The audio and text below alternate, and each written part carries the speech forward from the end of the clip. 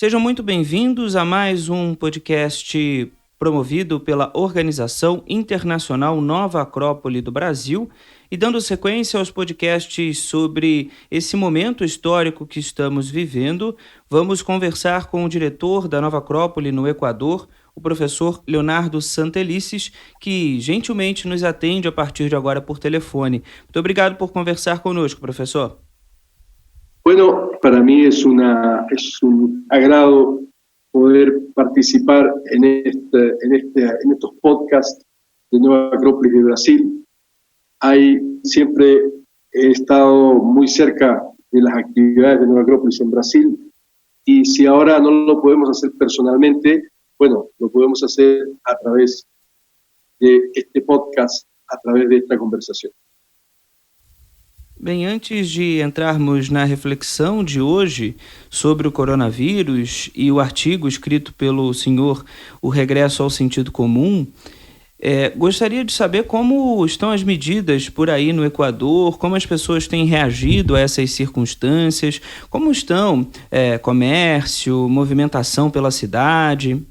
Bueno, en general se han aplicado medidas de contención que han sido efectivas. Sabemos que no se puede evitar el virus y no se puede evitar el contagio, pero justamente hoy he recibido una imagen oficial, digamos, de la curva proyectada sin la contención, como ha sucedido en otros países, como por ejemplo está sucediendo todavía en Italia o en España. Es una curva que se pone cada vez más vertical. Acá estamos, en general, no hay circulación vehicular, no hay circulación de vehículos, están todos los locales cerrados, excepto la venta de alimentos y de medicinas. Muchas personas han tomado muy en serio, no todas, pero la mayoría de la población ha tomado seriamente esta idea del aislamiento social, es decir, de no reunirse con otras personas, y eso ha permitido que la curva se mantenga bastante más horizontal. Es decir, no se puede hacer una contención total, de decir, bueno, no hay más contagio, todavía está muy lejos de eso, pero sí se logró cambiar una curva que iba en una tendencia a ponerse vertical a una tendencia más horizontal. En gran parte por esta medida de contención, que incluso hay toque de queda. Hay toque de queda aquí en Quito, no sé el resto de las ciudades. En Quito comienza a las 9 de la noche hasta las 5 de la mañana. Hay toque de queda, es decir, no circula nadie. En Guayaquil entiendo que el toque de queda comienza a las 5 de la tarde, es mucho más temprano. Es una semana lo que llevamos en esto y hay una cierta preocupación porque las personas no están acostumbradas a estar en sus casas, pero está funcionando a medida de contenção. O senhor falou algo importante, né, sobre... por aqui no Brasil também temos vivido esse fenômeno das pessoas viverem o isolamento social. Aqui não temos esse toque de recolher, né, de períodos, pelo menos nas grandes capitais. Eu falo do Rio de Janeiro. E por aqui não temos essa medida, né, de um toque de recolher. Mas temos essa medida do isolamento social e isso tem se repetido e restrições cada vez mais severas e talvez restrições a um modo de vida que a gente tem se acostumado a viver, né? Muitos estímulos externos e pouca possibilidade da gente viver coisas dentro de nós ou dentro das nossas casas, né? São as modas, as ideologias, as diferenças sociais, enfim. Tudo isso, esse pequeno vírus tem quebrado, né? Tem nos posto a refletir que talvez as coisas possam ser um pouquinho diferentes, né, professor? Sí, en general, yo me he recordado de un experimento que se hizo creo que fue en Inglaterra, hace unos 2 o 3 años atrás, en la cual a una persona lo ponían eh, en aislamiento, es decir, en una sala cerrada y en silencio, sin ningún tipo de estímulos, sin música, sin nada. Y escogieron personas de distintos niveles educativos, escogieron personas de la universidad, personas de un mercado, personas de una iglesia, y todas las personas mostraban que después de unos 2 o 3 minutos tenían sensaciones de angustia. La angustia de estar solos y en silencio. Y eso es algo que en realidad es muy grave, porque quiere decir que hemos perdido la capacidad de encontrarnos con nosotros mismos. Que se va la electricidad en la noche y se produce un apagón. Hay asaltos, hay robos, hay violaciones. Sin embargo, a lo largo de casi toda la historia de la humanidad no ha habido iluminación pública en las ciudades. Sin embargo, no había esos asaltos, esos robos, esas violaciones que se producen en la ciudad moderna cuando se va la electricidad. Eso significa que hemos perdido la capacidad de vivir en la oscuridad, de vivir en el silencio. Y eso es grave, porque eso quiere decir de que nuestra vida está siendo siempre estimulada desde el exterior. Y si siempre está estimulada en el exterior, es porque no tenemos mucha vida interior. Y la vida interior es lo que verdaderamente nos pertenece, es lo que verdaderamente somos. Porque lo exterior es siempre algo externo, es siempre algo que está haciendo otra persona. Lo nuestro, lo íntimo, es nuestra vida interior. Bem, professor, a ciência tem tentado encontrar aí muitas saídas, né, para esse problema, para a gente poder sanar esse vírus, como, por exemplo, as vacinas, né? Mas, ao mesmo tempo, logicamente, a nossa esperança é de que isso possa salvar vidas. Mas há um ponto importante que a gente pode destacar, que é justamente a necessidade de sempre esperarmos, como o senhor falava, né, que algo de fora nos salve, nesse caso a vacina, né? Como falamos até agora, há coisas que a gente pode lidar internamente, independente dessa solução externa, né? Por supuesto que la solución externa como la vacuna es una solución necesaria, pero no es una en reemplazo de la otra. Simplemente que deben existir las dos, porque cuando una persona depende mucho de lo externo, pierde quizás lo que es más importante, que siempre fue un objetivo de la filosofía y de la vida en general, que es la libertad. Si nosotros no podemos manejarnos a nosotros mismos, no básicamente, no digo que sea en absoluto, pero si estamos solos con nosotros, o estamos solos con nuestra familia, y eso nos produce trastornos, por ejemplo, en todas partes han ampliado la red de canales de televisión, han ampliado la señal, ¿ya? Porque las personas necesitan estar o viendo televisión, viendo algo, porque solas no pueden estar. Eso es muy grave, y por eso que ahí podemos ver algo importante, incluso muy válido, de esta experiencia triste por los enfermos y triste por los que fallecen, pero también nos ha traído de regreso a ver con toda claridad este problema. Si el coronavirus nos ha mostrado de que nosotros estamos preocupados de cosas que no son importantes, o por lo menos no son fundamentales. Hoy día hemos descubierto que lo más importante no es estar comprando cosas, no es estar siempre pendientes de lo que está sucediendo afuera, sino un poco cómo convivir.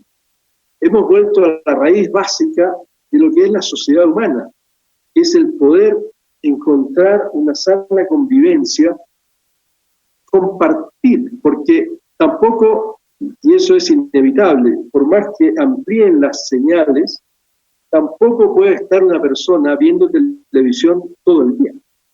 En algún momento tiene que compartir con los demás, y con su familia, con la gente cercana. Y eso hace muchos años ya no se hacía. Todo el mundo hoy vive tremendamente ocupado. No tiene tiempo para nada, no tiene tiempo para pensar, no tiene tiempo para sentir. Siempre está ocupado. El problema es que si no tenemos tiempo para pensar y no tenemos tiempo para sentir, quiere decir que no estamos viviendo humanamente. Porque justamente el desarrollo del sentimiento, el desarrollo del pensamiento, es aquello que nos hace humanos. Y en eso tenemos que agradecer a esta pandemia, que nos ha vuelto a poner de nuevo frente a esa necesidad. Nos ha vuelto a poner de nuevo a recuperar esto, porque eso lo tenemos todos.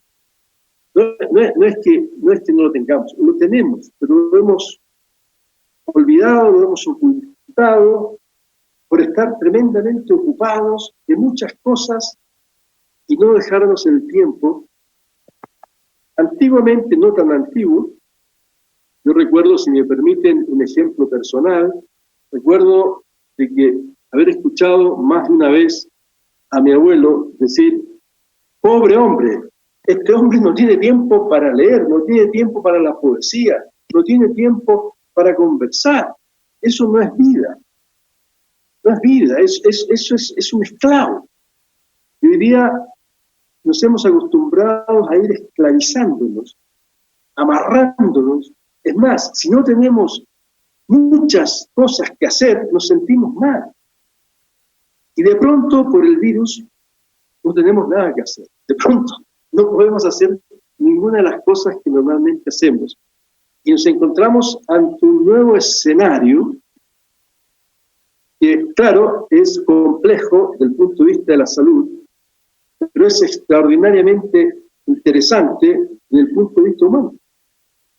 Y tenemos un nuevo desafío: recuperar aquello que hemos perdido, recuperar el sentido común e recuperar lo humano. Algo que o senhor escreve no seu artigo, que é bem interessante, né? Porque ao mesmo tempo que falávamos sobre nos voltar para nós mesmos, vivermos um momento sozinhos, descobrirmos certas coisas que nós precisamos afirmar enquanto seres humanos, a saída para essa crise que estamos vivendo, ela não vai se dar sozinho, né? Nós não vamos conseguir sozinhos. Então, ao mesmo tempo que precisamos encontrar algo dentro de nós que nos mantenha, também vamos precisar de um sentido de unidade, de um sentido comum, né? Claro, esas dos cosas son fundamentales, el sentido común y el sentido de unidad. El sentido común es lo que todos tenemos en común, justamente. Es esa capacidad que tenemos todos los seres humanos, sin distinción, de pensar, de sentir. Todos los seres humanos tenemos, hayamos estudiado o no lógica, todos los seres humanos tenemos una lógica. Hayamos estudiado o no gramática, todos los seres humanos sabemos estructurar las palabras para formar oraciones, y eso, por ejemplo, lo sabe un niño de 5 años que habla, que ya construye fácilmente, habla bien, construye oraciones, construye frases, y nunca ha estudiado gramática. Pero no confunde los adjetivos con los sustantivos, con los verbos. El sentido común es lo que no necesitamos que nos enseñen, sino que necesitamos educirlo, necesitamos encontrarlo y sacarlo de nuestro interior. Y por eso es fundamental, o eso nos lleva al sentido de unidad, porque el virus ataca a todos. El virus no pregunta si una persona pertenece a una religión o a otra, no pregunta si pertenece a un partido político o a otro, no pregunta si la persona es rica o es pobre, ataca a todo el mundo, sin diferenciación. Y eso nos puede llevar a algo fundamental, a redescubrir que más allá de las diferencias que existen, diferencias sociales, diferencias culturales, diferencias económicas, diferencias de religión, más allá de todo eso somos todos humanos. Hay algo que nos emparenta. Es curioso que ha tenido que venir un pequeño virus a mostrarnos que somos todos humanos. No somos iguales, somos diferentes, pero todos humanos, porque este virus está atacando al ser humano, sin preguntar de dónde viene ni quién es. Entonces, es curioso que de pronto un pequeño virus del tamaño de una molécula nos está enseñando algo, porque uno piensa que la política debe ser una cosa, otro piensa que debe ser otra, porque mi religión es la válida, la tuya no, porque mi país sirve, el tuyo no sirve, en fin. Y este virus traspasa fronteras, traspasa credos, traspasa condiciones sociales, condiciones económicas, traspasa todo. Y es curioso cómo podemos aprender de um pequeno virus. E ao mesmo tempo, professor, temos visto atos de solidariedade que mostram, que exemplificam exatamente o que o senhor tem falado, né?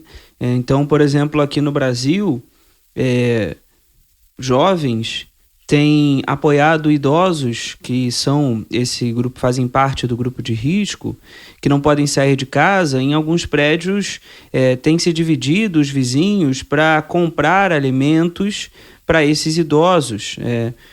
Então, esses momentos da história também nos apontam certos movimentos positivos, né? Porque muitas vezes tendemos a olhar só para a circunstância negativa, mas dentro desse processo também há coisas muito bonitas acontecendo, né?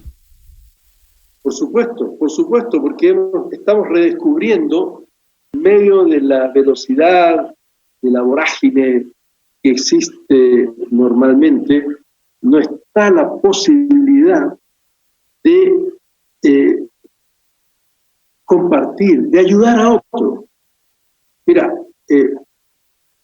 hay algo que ahí se ve que es natural. Cuando una persona ayuda a alguien, como en el caso de esto que decías, un joven, por ejemplo, a una persona anciana que no se puede valer por sí mismo o que no puede ir a comprar alimentos y va y compra alimentos y se los lleva, esa persona siente un cierto calor interior, un cierto calor en su corazón. De alguna forma se siente más humano, porque es más humano, se realiza. Eso no es porque alguien lo enseña, eso es lo que somos los seres humanos. Y es curioso porque en circunstancias duras, en circunstancias difíciles, es cuando, claro, aparece a veces la miseria humana, pero también aparece la parte más noble del ser humano. Nosotros nos ponemos mucho más filosóficos en la desgracia cuando todo sale bien. Cuando las cosas salen bien, como que lo filosófico, bueno, queda como al margen. Pero cuando viene la desgracia, cuando viene la muerte, cuando viene la enfermedad, cuando viene eso, es donde aparecen las preguntas. Dice, bueno, pero ¿por qué? ¿Por qué pasa esto? ¿Y cómo podemos vivir esto? Y empezamos a descubrir también, como en este caso, quedarnos aislados, empezamos a descubrir que hay todo un mundo dentro de cada uno y que en realidad poder contribuir a una persona que necesita. Eso, poder descubrir que el vecino, con el cual a lo mejor nunca conversábamos porque estábamos siempre rápidos, apurados, y de pronto descubrimos que el vecino está al lado nuestro, y que en realidad hemos compartido y podemos, y eso es extraordinario. Estamos redescubriendo que la humanidad es una sola. Lo importante es que ojalá, una vez que pase esto, ese descubrimiento perdure e que não se olvide tão rápido. Trazer essas reflexões e nos propormos a perceber esses movimentos internos, perceber esses atos de solidariedade, de generosidade, talvez seja tão importante quanto todas as medidas higiênicas que nós temos tido contato até agora, né? Porque, em alguma medida, as medidas higiênicas de isolamento têm nos proposto certas restrições, né?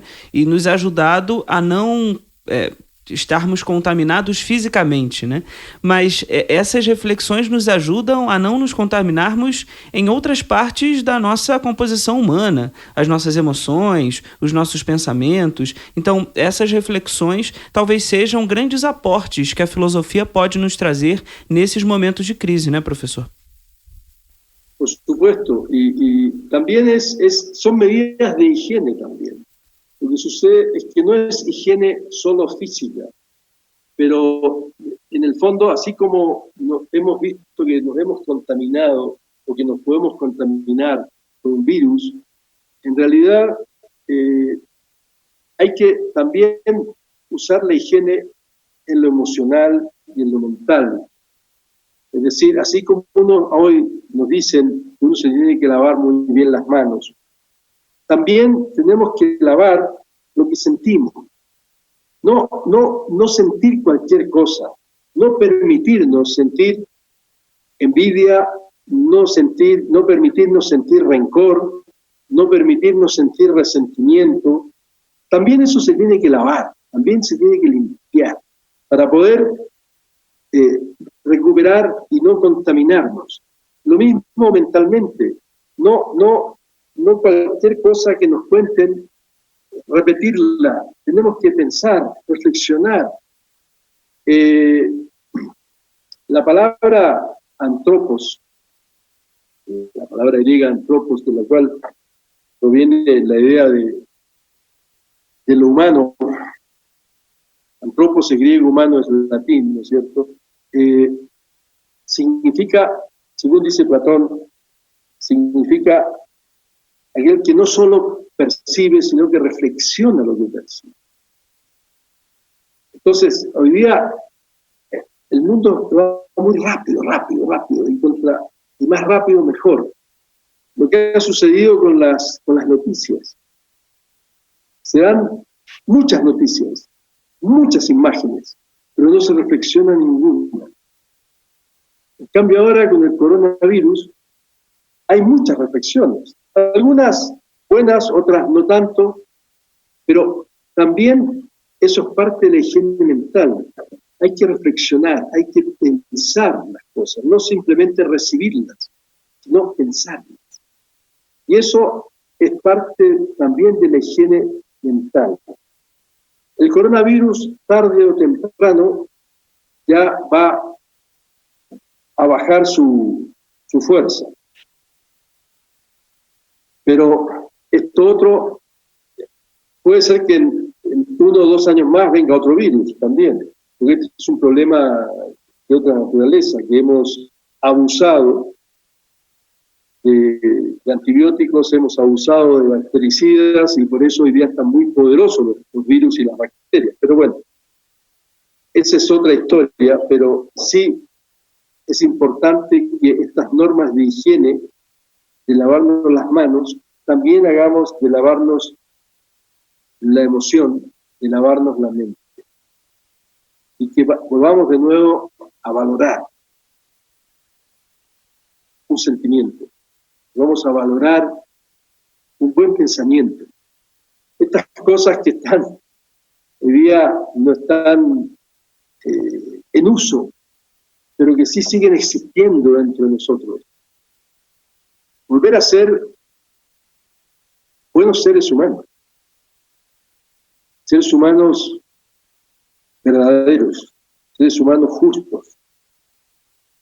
Volver a valorar la belleza, porque ahora cuando se detiene, de pronto se detiene el tráfico, se detiene el ruido, se detiene el smog, y de pronto aparecen más pájaros, se escucha más claramente el canto de los pájaros. Volver a valorar la belleza de las flores, la belleza de los gestos. No lo exótico, extraño o fantástico, sino lo bello, lo justo, lo verdadero y lo bueno. Esos son nuestros tesoros que este pequeño virus está haciéndonos descubrir de nuevo.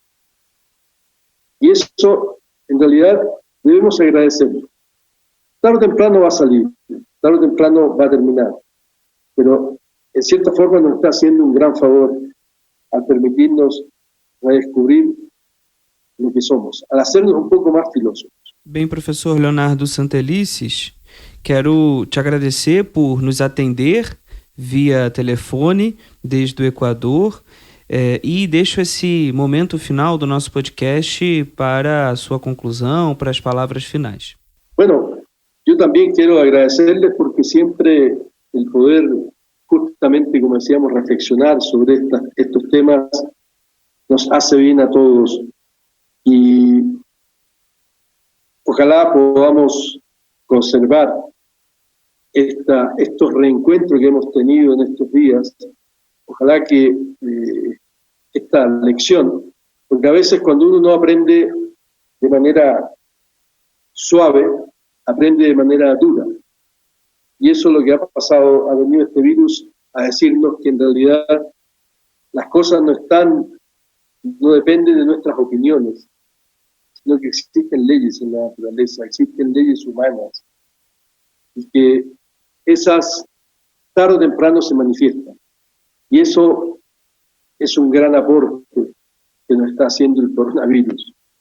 Bueno, muchas gracias a ustedes por este tempo de conversação. Bem, se você ouvinte deseja nos enviar sugestões de temas, perguntas, ou mesmo nos enviar como você tem passado por esse momento, pode fazê-lo através do nosso e-mail podcast@nova-acropole.org.br ou também enviar uma mensagem através do nosso Twitter, o @Acrópole Brasil. Para conhecer o nosso programa de filosofia à maneira clássica, pode acessar o nosso site nova-acrópole.org.br. Até a próxima.